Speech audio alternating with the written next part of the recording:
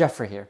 In this video, I'm going to show you why the very act of asking this very question of how do I win my partner back or how do I get my spouse back really shows just how toxic and how subconsciously needy your approach still is, and most likely why any frameworks or any approaches that you take to reconciling your relationship is really not working. And I really want you to stick around till the very end of this video because this is going to be some mind-bending stuff that virtually no one talks about and virtually no one is really aware about. But understanding this very paradoxical concept has not only been the most crucial step for myself when I was rebuilding my relationship, but also for all my students as well. And once they understand this and once I understood this, that was when everything began to change for me.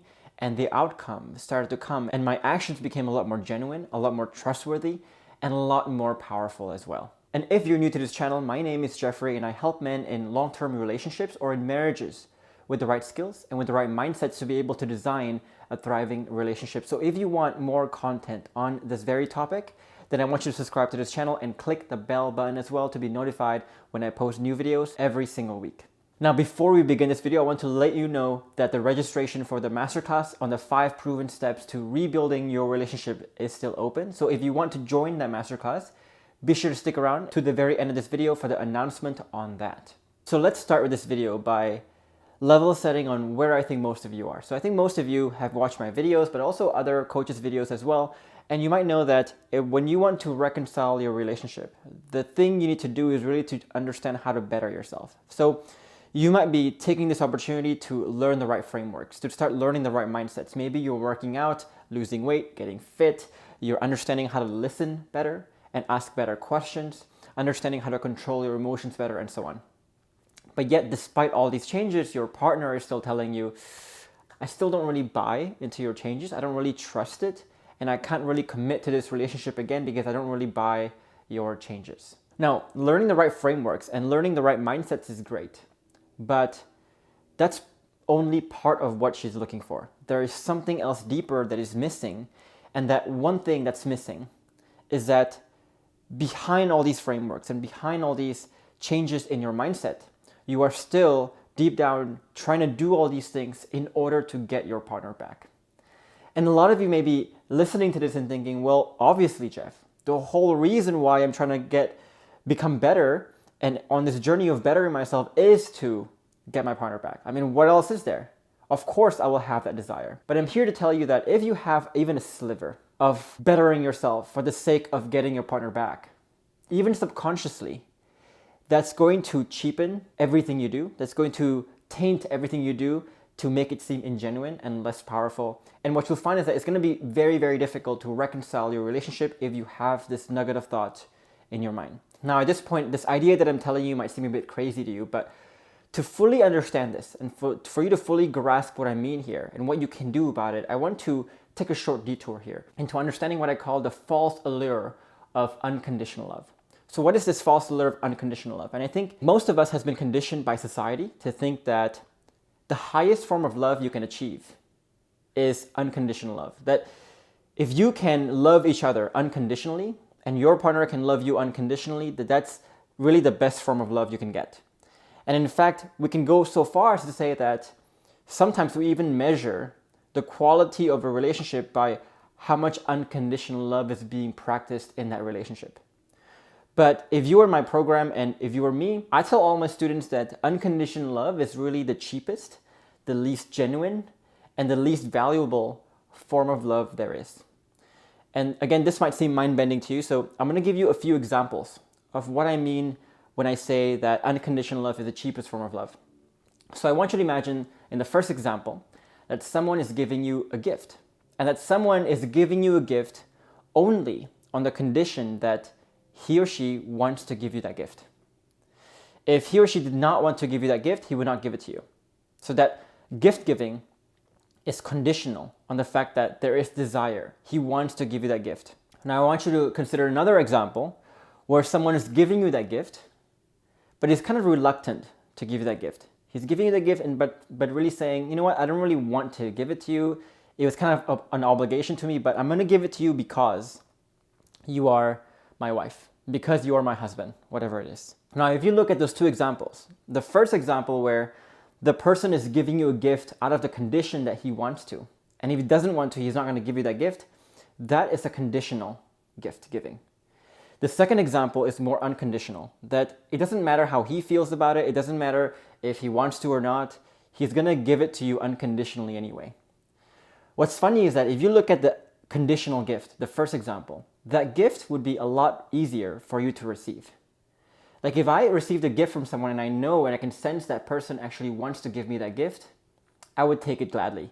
But if I sense that the person giving me the gift doesn't really want to give me the gift, that he's doing it out of obligation, suddenly I feel guilty for taking it. Somehow it just feels wrong to accept that gift, knowing that he really didn't want to give me, and he gave me that gift just because he had to.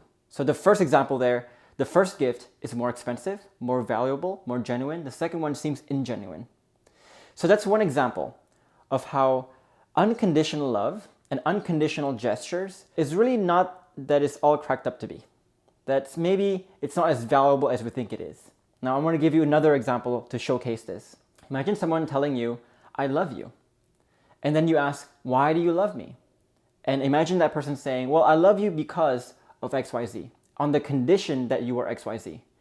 And honestly, if you stop being XYZ, I don't know if I can keep loving you. Now that love is very conditional. It's very conditional in the fact that you have XYZ. You have XYZ value, but despite it being conditional, it means a lot more to you than if someone just said to you, I don't know why I love you. I really don't have any reasons. You really don't have any value, but I love you anyway because you're my wife. You are my husband. That is more unconditional, but somehow that seems cheap. It seems ingenuine. It seems fake. And it seems like, what? It doesn't really make sense. I don't really know how to take that love. So here's the point of this. While this concept of unconditional love can sound very poetic, it sounds very beautiful. In reality, unconditional love feels cheap. It feels ingenuine. You can never really take it, and nobody really wants it. The truth is that in order for any form of gestures, any form of love to have a meaning, to feel genuine, to feel real, it needs to have two conditions. It cannot be unconditional. It must have two conditions. One is that the person receiving the gift or the gesture of love must understand that the person giving the love has a good reason, a personal reason to give that love. And that reason is always that that person is giving that gesture, that form of love out of pure desire and pure joy, not out of some obligation, just because you are friends, you are husband and wife, and so on. And without these conditions, if the gestures you're giving is unconditional, instantly it will feel fake, it will feel ingenuine, it will feel like it comes with strings attached. So no matter how much we want to think that unconditional love is poetic, is beautiful, and great, in reality, it's really not that great. So how does this relate to what we're talking about? So going back to this concept of if you have a sliver of thought in your head that you are bettering yourself for the sake of your partner, for the sake of getting your partner back, instantly you're going to be breaking one and also both of these rules most of the time. One, your reason for actually showing your love does not come internally. It's not genuine. It's now because you want an outcome. You want something to happen. So now your effort instantly come with strings attached. It's almost like someone trying to do you a favor, but you can sense that someone trying to do you a favor, he's really wanting something in return. So maybe that person wants you to like them, to become their friend, to do them a favor later on in the future, and so on. In this case, if your reason for bettering yourself is to get your partner to come back to you, that's your strings attached. You're doing all these things, and your partner feels this obligation now. And if your partner were to take your gestures, now she's also accepting those strings attached. And that strings attached is that you are expecting her to come back. You are expecting her to reconcile the relationship. And so once she can sense this, whatever your gestures are can no longer seem genuine. It doesn't have a good reason anymore. And your partner can sense that you're not doing this out of pure joy, pure desire, but again, you're doing this to get your partner back, to salvage this relationship. That reason will make your love feel cheap and ingenuine. And you can try to, for example, fake liking the process. You can fake and tell me that, hey Jeff, I'm actually enjoying the process. I'm doing this for myself. I'm not doing this for my partner. But even if you have a sliver of that thought in your head, even subconsciously, she's going to sniff that. There are three ways that these cracks will really show in your intention. The first way is that as you're in the process of bettering yourself and growing your mindsets, growing your skills, you are going to keep telling yourself how difficult this journey is. And you see this a lot in Facebook groups, in YouTube comments, that people are saying, oh my gosh, staying calm is so hard. Playing out the frameworks and listening and dealing with all this baggage is so hard. Every day is such a struggle, is such a grind. So what's happening here is if you keep telling yourself it's hard, if you keep telling yourself it's a grind, you are going to live every single day of your life dreading this process. Dreading the process of bettering yourself, dreading the process of reconciling your relationship. And your partner will sense how much you dread this process and how much you're actually waiting for this whole thing to be over so you can finally just coast. And if she can sense that, if she can sense that you're waiting for the day when you can coast, she will know instantly your intentions for bettering yourself. And once she can sniff that your intentions are really to just get her back, then she will know that as soon as you reconcile, you will stop bettering yourself. Because there's no way you can better yourself permanently because you actually hate the process. You dread the process every single day. So that's the first way you can show, is that she can sense just how much you dread the process of bettering yourself every single day because you keep telling yourself it's hard. The second way is she can sense the actual act of reconciling the relationship, having the difficult conversations, letting all the baggage out, opening her up, dealing with resistance, facing the tough truth, admitting to your mistakes, and that process of actually having that interaction, having the conversation is also very difficult for you. That it's a chore and it's quite dreadful for you. Basically, if she can sense that every time you're having a conversation, every time you're trying to better yourself, you're feeling sad, you're feeling hopeless, you're feeling serious, you're feeling like, oh my gosh, we have to go through this conversation again. Oh, this is such a hard conversation. Again, you're showing her just how hard this is for you. And once you show her that this is such a hard process, you're just going through the motions of getting her back. You may be saying and doing all the right things, but she will know that as soon as all this is over, you will stop doing it because again, you feel miserable. And the third way that this cracks will show is, let's say you fast forward to 6 months later, 8 months later, and you're bettering yourself, you're changing yourself, and then 6 months later, 8 months later, she says, you know what? I don't think this is gonna work out. I still want a divorce. If at that point, you suddenly give up, you suddenly stop bettering yourself, you get angry, you feel hopeless, you stop, you lose motivation for bettering yourself, instantly she will know again that you are simply doing this just to get her back. And as soon as she can sense any of these three things, going back to the previous example of how unconditional love feels cheap and genuine, she will know that there is no condition. There is no genuine condition behind why you're bettering yourself.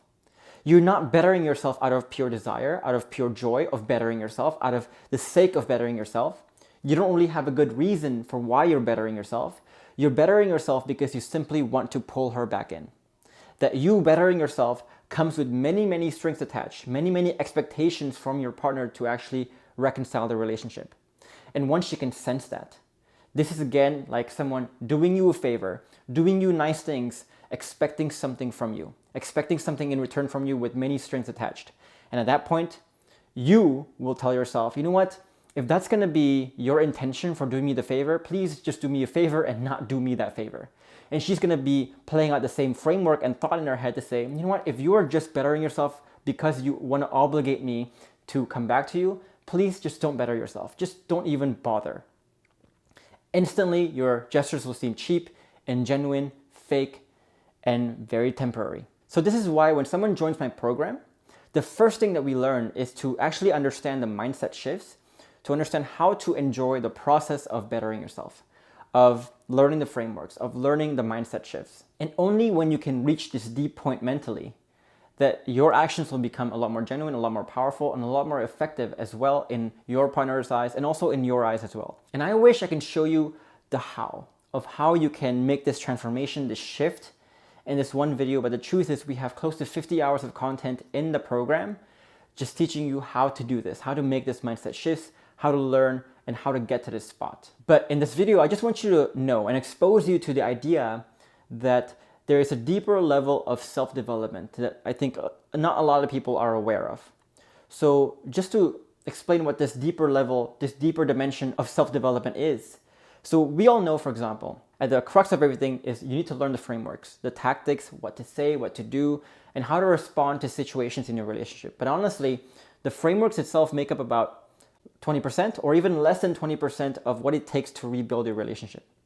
If all it took was just frameworks and tactics to rebuild relationships, everyone would be having great relationships. Now, beneath these frameworks is what I call the bulletproof mindset.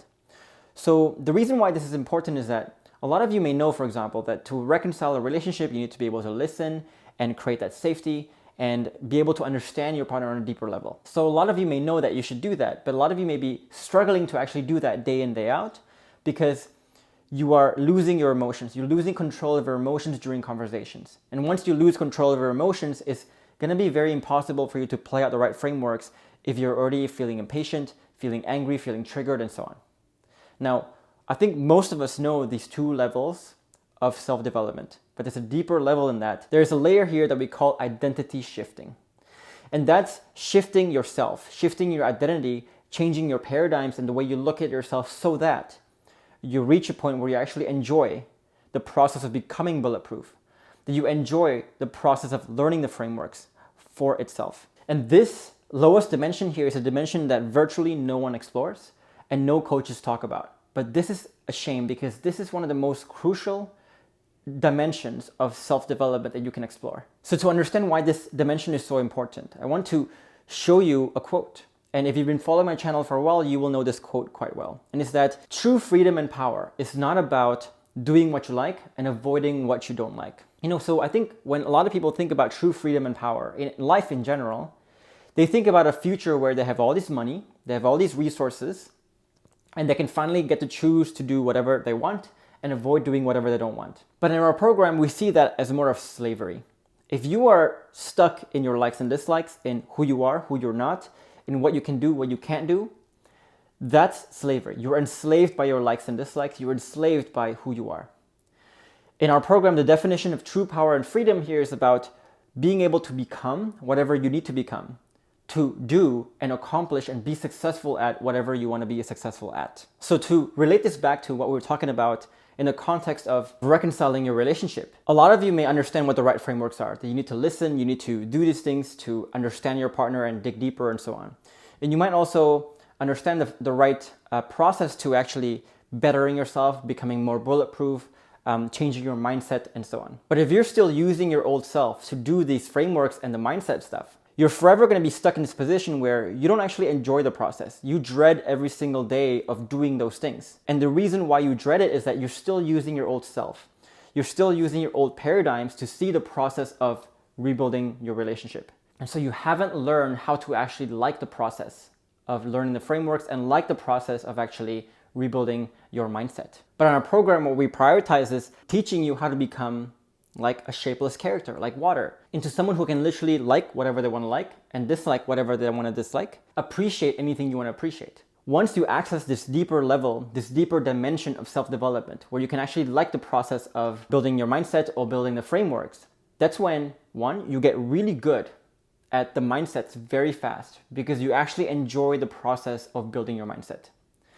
That's when you get really good at the frameworks because you actually enjoy the process of playing out the frameworks. That's also when you'll start to get better outcomes, not only because you're really good at the processes because you enjoy them, but also as you play out the processes, as you play out the mindset stuff, you're going to be doing this out of pure positivity, out of pure desire, pure joy, and not out of obligation. And that's when anything you do will seem a lot more powerful, will seem a lot more effective, and a lot more permanent and genuine. And this lowest level here is when you reach a whole new level of self-development. This is when everything that we talk about in our YouTube channel, in our program, the frameworks and the mindsets, no longer feel fake to you, no longer feel difficult to you, like you're trying to fake who you are and you're doing something that is fundamentally not you.